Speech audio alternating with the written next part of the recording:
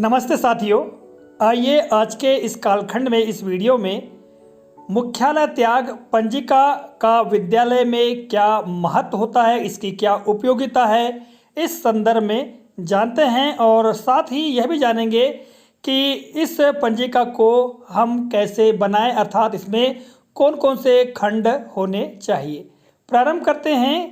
पहली स्लाइड में आप देखेंगे मुख्यालय त्याग पंजी रहने से विद्यालय में हमें जो सुविधाएं या जो इसकी उपयोगिता है उसके संदर्भ में जानते हैं। सबसे पहला बिंदु है विद्यालय का विधिवत संचालन होता है। साथियों, मुख्यालय त्याग पंजिका के रहने से निश्चित ही विद्यालय का संचालन विधिवत होता है, अर्थात विधिवत संचालन में इस पंजिका की काफ़ी महत्वपूर्ण भूमिका होती है। सारे शिक्षक यदि विद्यालय आने के पश्चात किसी कार्यवश बाहर जाते हैं तो इस पंजिका में अपनी जानकारी अंकित करते हैं। इसके अलावा इस पंजिका के रहने से किसी प्रकार का भी भाई भतीजावाद या हम ये कह सकते हैं कि नियमों का उल्लंघन नहीं होता है। दूसरा बिंदु है शिक्षकों की सुरक्षा निहित होती है। अब साथियों, बात यहाँ आती है शिक्षकों की सुरक्षा इस पंजिका के रहने से कैसे निहित होगी। तो देखिएगा, उदाहरण स्वरूप यदि कोई शिक्षक विद्यालय आया है और विद्यालय के कार्य से या किसी अन्य कार्य से वह अपने विद्यालय से अर्थात मुख्यालय से बाहर जाता है और पंजिका में विवरण को दर्ज करके जाता है और उसी दिवस को कोई अकादमिक निरीक्षणकर्ता अधिकारी विद्यालय में पहुंचता है और देखता है कि अमुक शिक्षक यहाँ पर उपस्थित नहीं है, तो जब उनके द्वारा पूछा जाता है तब शाला में उपस्थित अन्य शिक्षक या संस्था प्रधान इसका जवाब दे सकते हैं। मुख्यालय त्याग पंजिका में जब शिक्षक का विवरण दर्ज रहेगा तो निश्चित ही किसी प्रकार की परेशानी या शिक्षक के ऊपर कार्रवाई की संभावना बिल्कुल भी नहीं होगी या शिक्षक की अनुपस्थिति की संभावना भी नहीं होगी। इसके विपरीत यदि कोई शिक्षक किसी कार्यवश बाहर जाता है अर्थात मुख्यालय से बाहर जाता है और बाहर जाने का विवरण मुख्यालय त्याग पंजिका में दर्ज नहीं करता है और यदि कोई अकादमिक निरीक्षणकर्ता विद्यालय में आते हैं और देखते हैं कि कोई शिक्षक अनुपस्थित है तो ऐसी स्थिति में शिक्षक पर कार्रवाई हो सकती है। तो साथियों, निश्चित ही मुख्यालय त्याग पंजिका रहने से और इसमें विवरण दर्ज कर देने से शिक्षकों की काफ़ी सुरक्षा होती है। सुविधा के लिए यह पंजिका होती है। यदि हम इसमें विवरण दर्ज कर लेते हैं तो हमारे ऊपर किसी प्रकार की भी कार्रवाई की संभावना नहीं रहती है।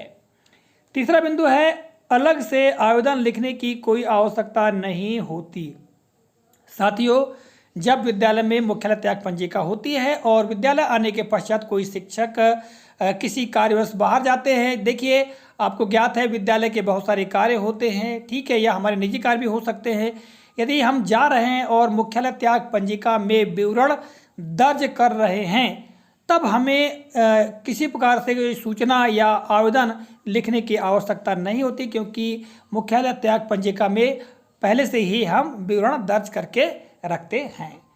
चौथा है प्रधानाचार्य का कार्य सुगमता पूर्वक होता है। साथियों, जो संस्था प्रधान होते हैं, शाला प्रमुख होते हैं, उनको कई बार कई प्रकार की समस्याओं का सामना करना पड़ता है या शिक्षकों के विरोध का भी सामना करना पड़ता है। यदि मुख्यालय त्याग पंजिका होती है और सभी शिक्षक यदि बाहर जाते हैं और उस मुख्यालय त्याग पंजिका में विवरण दर्ज करते हैं तो संस्था प्रधान को किसी प्रकार की भी परेशानी नहीं होती या किसी अन्य शिक्षक को कुछ कहने की या उनके विरुद्ध एक्शन लेने की आवश्यकता नहीं होती है। पांचवा बिंदु है शिक्षकों की अनुपस्थिति या कार्रवाई की संभावना नहीं होती। साथियों, जैसा कि मैंने आपको पूर्व में ही बताया कि मुख्यालय त्याग पंजिका रहने से और उसमें बाहर जाने पर विवरण दर्ज कर देने से शिक्षकों के ऊपर किसी प्रकार की कार्रवाई या उनकी अनुपस्थिति नहीं मानी जाती है। ठीक है, तो साथियों, हमेशा हमें मुख्यालय त्याग पंजिका में अपना बाहर जाने का विवरण अवश्य ही दर्ज कर देना चाहिए। छठवां बिंदु है शिक्षकों के मध्य भाई भतीजावाद नहीं होता है। साथियों, जैसा कि आपको ज्ञात है कई बार एक स्टाफ में इस बात को लेकर प्रधानाचार्य से कहासुनी हो सकती है कि भाई अमुक शिक्षक को जाने दिया गया और मुझे नहीं जाने दिया गया।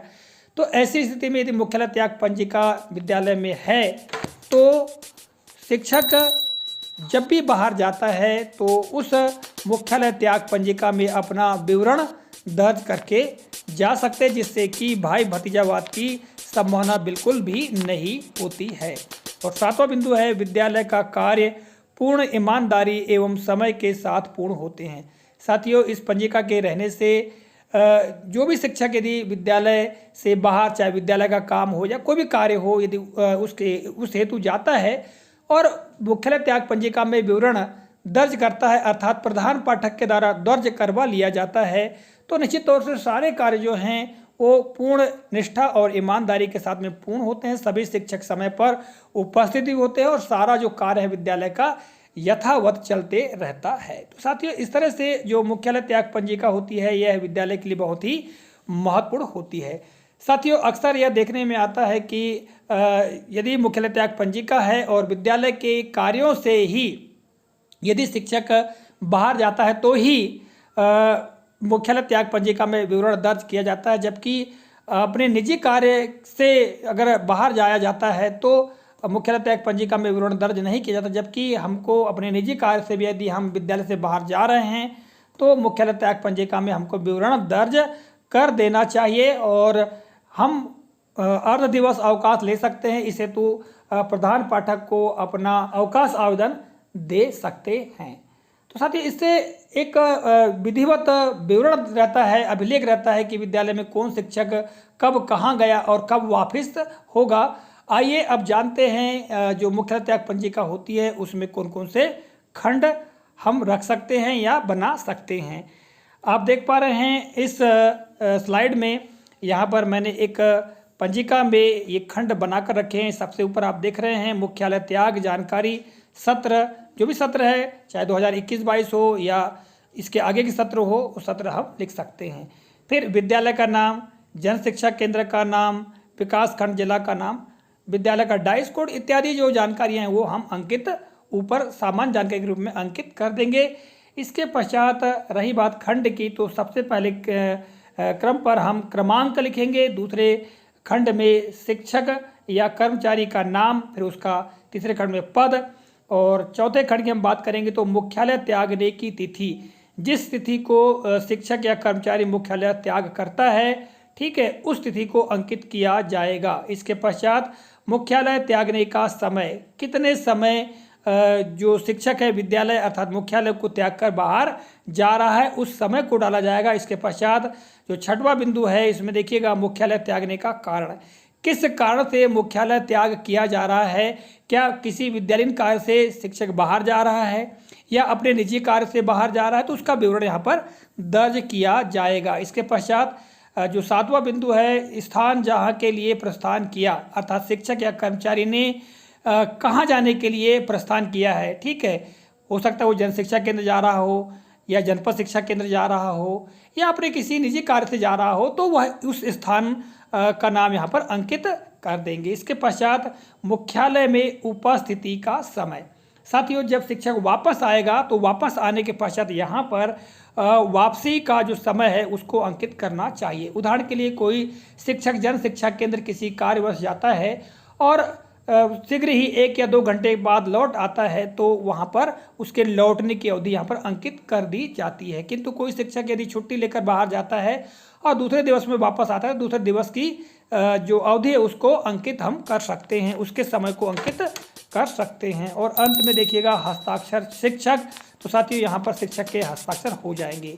इसमें एक बात ध्यान रखनी होगी कि जो मुख्यालय में उपस्थिति का जो समय है उस समय को अंकित नहीं किया जाएगा, जबकि हस्ताक्षर कर दिया जाएगा। और जब दूसरे दिवस या जब भी शिक्षक वापस आएगा तो प्रधान पाठक के द्वारा या स्वयं शिक्षक के द्वारा यहाँ पर वापसी का समय अंकित कर दिया जाएगा। तो साथियों इस तरह से ये मुख्यालय त्याग पंजिका हम बना सकते हैं और इसका संधारण विद्यालय में विधिवत कर सकते हैं। आशा करता हूँ यह जानकारी आपको काफ़ी उपयोगी लगी होगी। मिलेंगे अगले कालखंड में, तब तक के लिए जय हिंद।